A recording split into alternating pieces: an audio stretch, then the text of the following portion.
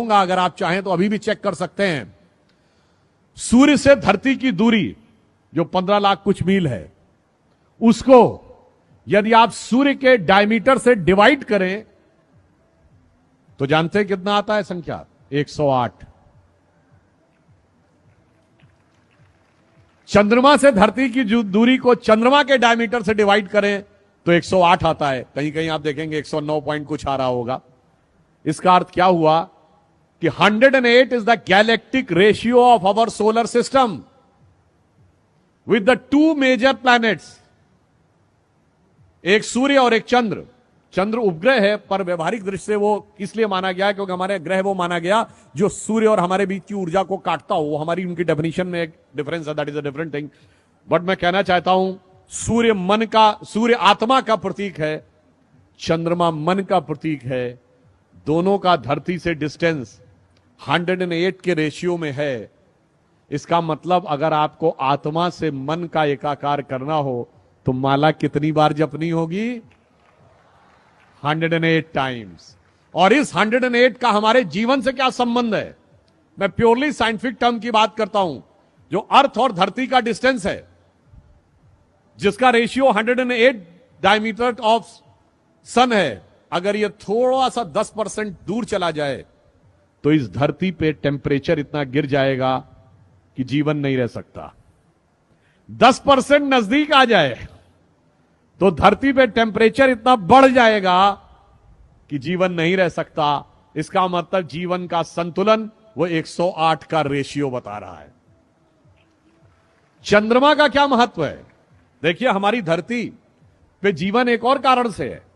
अगर हमारी धरती एक्सिस में स्ट्रेट होती और वो घूमती रहती तो सूर्य की सारी किरणें सेंटर पे पड़ती, इक्वेटर पे। तो इक्वेटर पे तो एक्सेसिव टेम्परेचर हो जाता और नॉर्थ और साउथ पोल पे एक्सेसिव नेगेटिव टेम्परेचर होता, तो भी जीवन नहीं पनप सकता था।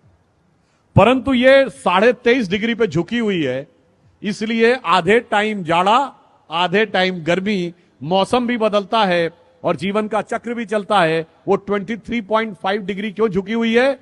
Because of A ratio of the distance of चंद्रमा। उसकी वजह से वो 23 डिग्री पे टिल्ट है। चंद्रमा 10% दूर हो जाए तो ये 23.5 से सीधी हो जाएगी। फिर ऋतुएं नहीं बदलेंगी, मौसम नहीं बदलेगा, जीवन नहीं चलेगा। चंद्रमा थोड़ा 10% नजदीक हो जाए तो धरती और झुक जाएगी, फिर भी जीवन नहीं चलेगा।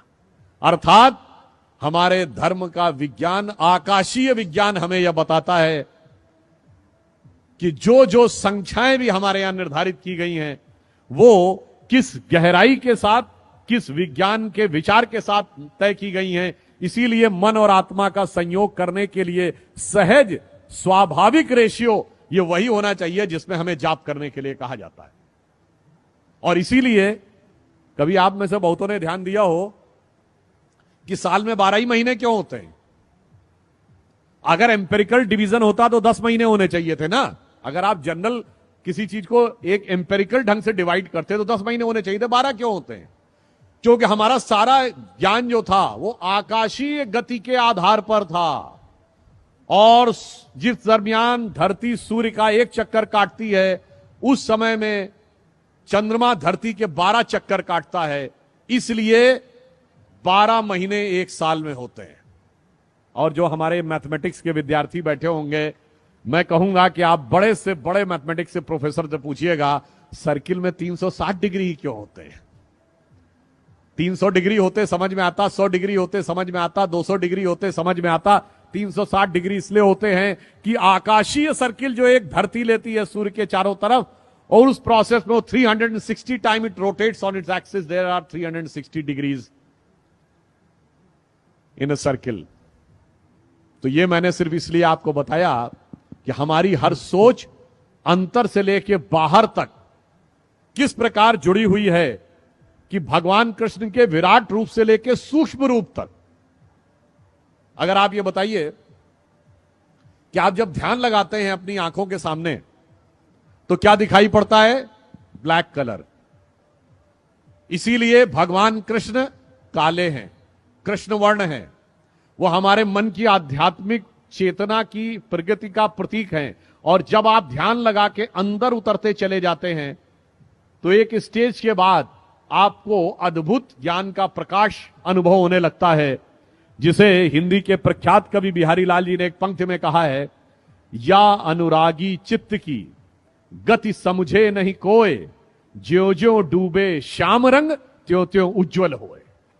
यानी जैसे जैसे आप भगवान कृष्ण की भक्ति में उतरते चले जाएंगे, उज्ज्वलता की अनुभूति आपको होती चली जाएगी। और इसीलिए हमारे देश में जीवन का उद्देश्य आत्मानुभूति है, यानी self realisation is most important part of the life then conquering the entire world. और इसीलिए भगवान कृष्ण का जीवन जानते हैं किसका प्रतिनिधित्व करता है? संपूर्ण वेदों के ज्ञान के सार का प्रतिनिधित्व करता है, जिसके लिए कृष्ण भक्ति के एक कवि ने लिखा है, जाहि अनादि अनंत अखंड अछेद अभेद सुवेद बतावे, शेष गणेश सुरेश दिनेश महेशो जाहि निरंतर ध्यावें। और पुनः कह रहा हूं, जाहि अनादि अनंत अखंड अछेद अभेद सुवेद बतावें, ताहि अहीर की छो हरियां छछिया बर छाछ पे नाच नचावें। और ये किसने लिखा है? सैयद इब्राहिम रसखान, भगवान कृष्ण के बहुत बड़े भक्त कवि, जो मुस्लिम थे, माना जाता जिनका जन्म काबुल में हुआ था, उनकी समाधि वृंदावन में है। वो आकर भक्ति में ऐसे लीन हो गए कि उन्होंने ये कहा, और उनकी एक बड़ी प्रख्यात कविता है, आप सबने सुनी होगी, कि वो कहते मेरा अगला जन्म हो तो मैं कृष्ण भक्ति में ही रहना चाहता हूं। अगला जन्म मनुष्य के रूप में हो तो ग्वाल बालों के रूप में, अगर पशु के रूप में तो नंद बाबा की गायों के रूप में, पत्थर बनूं तो गोवर्धन पर्वत के ऊपर, और अगर पक्षी बनूं तो कदम्ब के उस वृक्ष पर, कालिंदी यमुना जी के तट पर, जिसके नीचे कभी भगवान बंसी बजाया करते थे। तो रसखान कहते हैं, मानुष हो तो वही रसखान बसों ब्रज गोकुल गांव के ग्वारन, और जो पशु हो तो कहा बस मेरो धरो चरो नित नंद की धेनु मझारन, और पाहन हो तो वही गिर को जो धरो कर छत्र पुरंदर धारन, और जो खग हो तो बसेरो करो कहूं कालिंदी कूल कदम्ब की डारन। आप सोचिए कितना बड़ा अंतर है। अभी मैंने पढ़ा था कि बहुत बड़े बड़े विदेश के लोग आपकी इस्कॉन की संस्था में आते हैं, भगवान कृष्ण की भक्ति में लीन होते हैं। मैंने रॉबर्ट ओपेनहाइमर से लेके कईयों के उदाहरण दिए। महत्वपूर्ण बात क्या है? आपको दुनिया में कोई दूसरा उदाहरण नहीं मिलेगा जहां उस धर्म संस्कृति को न मानने वाले व्यक्ति ने उस भगवान के प्रति इतनी श्रद्धा व्यक्त की हो। और उससे बड़ी बात यह है, उससे यह भी नहीं कहा गया हो तुम कन्वर्ट हो जाओ। यह हमारी ज्ञान की गहनता और विचारों की उदारता का प्रमाण है। मगर अफसोस की बात यह है, रसखान की जो मैंने पंक्ति बताई, आज की युवा पीढ़ी को कभी कभी भ्रम हो जाता है और वो पश्चिम से ज्यादा प्रभावित होने लगते हैं। तो इस पे मैंने एक पैरोडी सुनी थी बचपन में, जब मैं बच्चा था, क्लास 7th 8th में।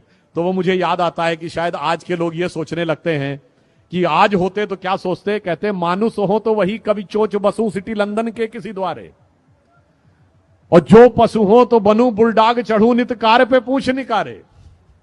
तो आज की ये विचार जो आने लगे हैं, हमें उन विचारों से बचने का प्रयास करना चाहिए, उस दिशा में आगे बढ़ने का प्रयास करना चाहिए जो राष्ट्र को सही दिशा में ले जाए, और वो